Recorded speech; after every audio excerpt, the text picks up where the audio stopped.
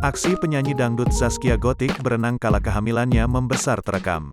Istri pengusaha Kalimantan, Sirajuddin Mahmud tersebut berenang di kolam yang ada di rumahnya itu. Tak sendiri melainkan Zaskia Gotik berenang dengan Ratu Meta, sahabatnya. Sang pedangdut balapan renang melawan Ratu Meta.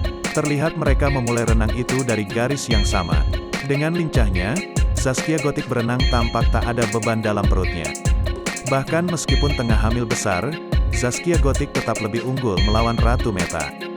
Gotik berada di garis terdepan sementara Ratu Meta tertinggal di belakangnya. Tingkah Zaskia Gotik dan Ratu Meta membuat mereka tertawa bersamaan.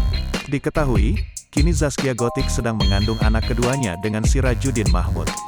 Belakangan, Zaskia Gotik bagikan hasil USG terbaru anak keduanya dengan Sirajuddin Mahmud.